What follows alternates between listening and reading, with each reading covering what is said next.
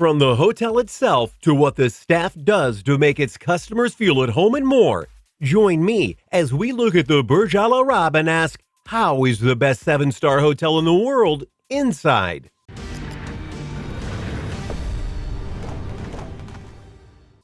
All over the world, there are many different kinds of hotels and places to stay, and for certain countries, they desire having the look and feel of elegance in just about everything that they do, especially when it comes to tourism. It would not be a small thing to say that the United Arab Emirates have been working very hard in recent years to try and boost their credibility in terms of business and wealth. They're trying to bring in new tourism businesses via massive buildings and wonders. They've even had sports events in the nation for the first time in recent years. In short, they're trying to show that this is a nation you should visit, and they're very much succeeding in all the ways that matter. And in the hotel industry, they have gone above and beyond the call with the Burj Al Arab. The Burj Al Arab is not only the 4th largest hotel in the world, but one that is shaped like a sail to give it a unique look. The hotel has all the amenities you would expect, world-class dining to eat in and rooms to stay in, and even the world's tallest atrium. Burj Al Arab takes hotel design to a new level of modern luxury and has also redefined the meaning of exceptional hospitality, both in Dubai and around the world. And there are a lot of people paying attention to this place. For example, the hotel was recently named the best hotel in the world by the Ultra Travel Awards. The Burj has frequently been called the world's first 7-star hotel and the most luxurious hotel in the world by travel writers and critics. High praise indeed, wouldn't you say? And it'd be foolish to not note that one of the reasons why this hotel is so beloved and respected is that the builders of the place did not waste a single dollar in making sure that this hotel was extravagance personified in more ways than one. Adorned with more gold and marble than any reasonable person would choose, the Burj Al Arab impresses through the sheer force of its vision of luxury. And for those who think that it might be good on the outside but rotten on the inside, not so much. A guest every whim is attended to. The architecture and design astounds with color, patterns, and vertigo, and extravagance like caviar and truffles find their way into numerous dishes at the hotel's restaurants. And remember when I said that they didn't waste a single dollar? They honestly didn't, because in total, this place cost $1 billion to make inside and out. Yeah, that's a lot of money. But to be honest, compared to some of the other things they got going in the UAE, this is a relatively smaller investment in context. Going back to the guest aspects of things, the staff in the Burj Al Arab is more than just window dressing. They're literally there to make sure that you have what you need when you need it. I want to think about your more recent hotel experience. What would you say the ratio of workers were to the guests? 1 to 5? 1 to 6? Well, at this hotel, the staff-to-guest ratio is about 6 to 1. That's right, there are 6 times more staffers in this place than there are guests to actually reside in it. That's a lot of paid staff, but if you want to be a 7-star hotel, then I guess you need to make sure that you have as many people as possible serving and waiting on as many people as possible. I'm sure some of you are already intrigued about the place and want to stay there. Well, I've got good news and bad news. The good news is that in context, the rooms are very affordable, part of the UAE's initiative to make sure they appeal to as many people as possible. But the bad news is that affordable means that you'll be spending at least $1,500 a night there in the place.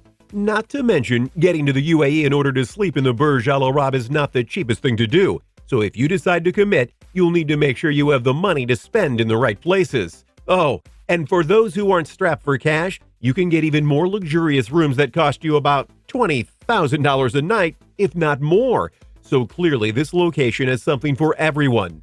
Speaking of location, the Burj's vision of luxury starts with its location. The hotel was built on a tiny man-made island a few hundred meters off the Dubai coastline. That means any would-be visitors must enter via guard-monitored bridge. You might think it's odd that the UAE would make a man-made island just to go and make an island to put their stuff on it, but actually, they do it all the time. In fact, over the last few years, they've made several man-made islands to put things like hotels, casinos, amusement parks, and even businesses on it. They want to make a place that has everything so that people will come and know that they have access to all of it, and thus, they expand the land that they have via the rivers and waterways that they have access to.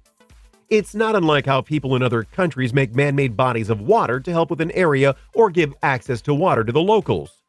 Going back to the bridge, this is actually a benefit of the place because it allows for increased security and assurances that no one can just walk up to you when you're at the hotel, because if you made it past screenings, you're supposed to be there. Most people arrive via complimentary chauffeured Rolls-Royce pickup. Your other option is to arrive in a private helicopter to a private helipad, of course. I mean, you're paying good money to get there. It only makes sense that you would ride or fly there in style. Am I right? Which option would you choose to go to the place? Personally, if I had a choice, I'd do the copter entrance and pretend that there was music playing around me as I walked out of it. Before we continue to talk about all the wonders of the Burj Al Arab, be sure to like the video and subscribe to the channel. That way, you don't miss any of our weekly videos. So let's get to the insides of the Burj Al Arab, okay? You might think that every single thing is perfect and intricate based on what we outlined before, but that's not exactly the case. Compared to the rest of the Burj, the lobby is nothing to write home about, with low ceilings and a pared-back design. But that's by design. The lobby is mostly used to corral tourists coming to marvel at the structure, not guests.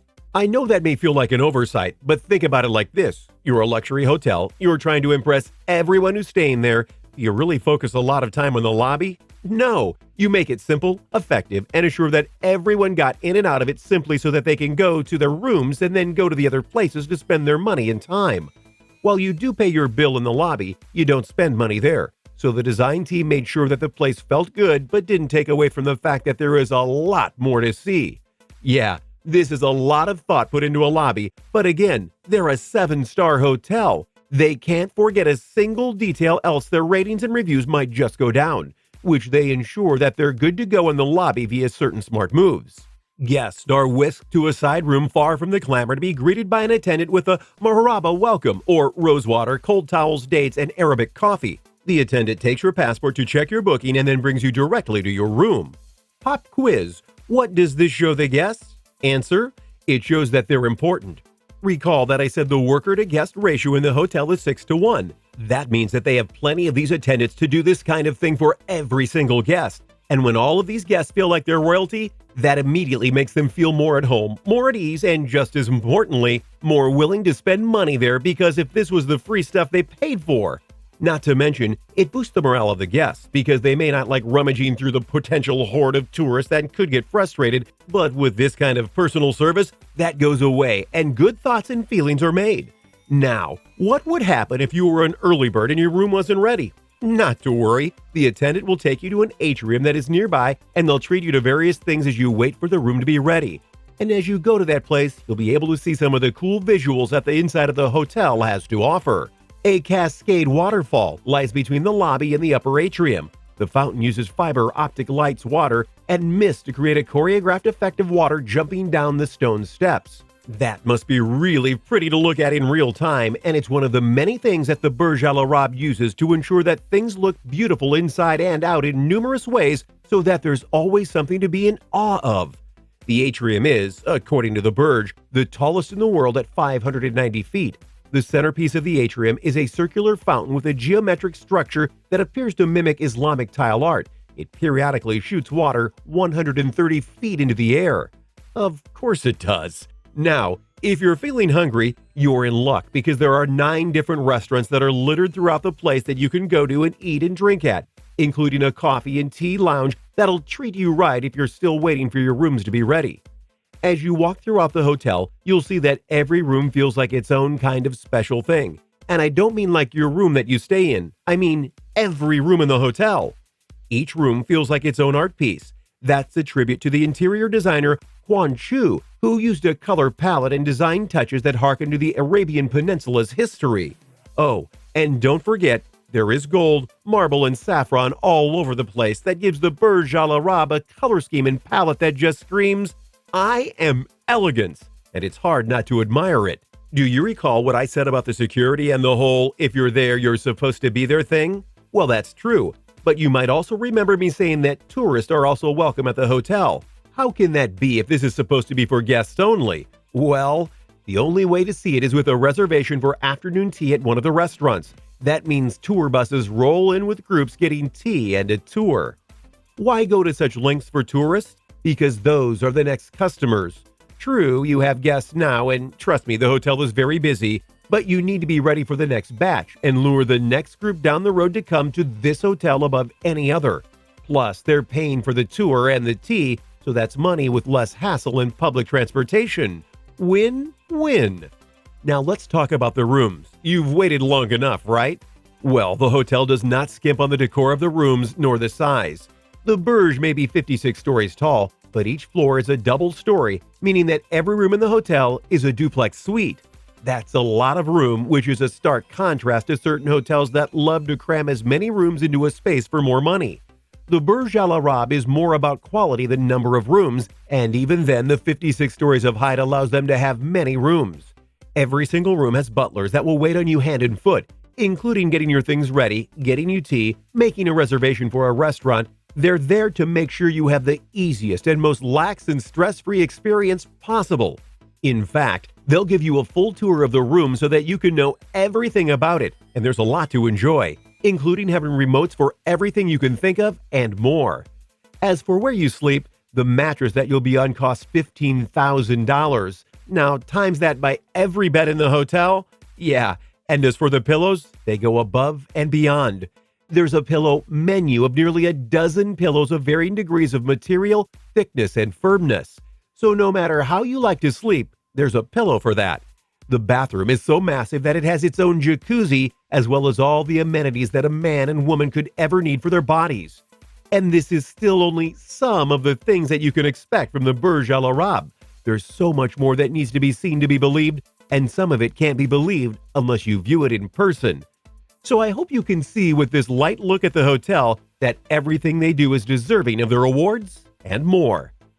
Thanks for watching, everyone. What did you think of this look at the Burj Al Arab? Can you believe the elegance of this hotel? What do you think of all the things that help make it special? And would you want to go there yourself one day? Let me know in the comments below. Be sure to subscribe, and I'll see you next time on the channel.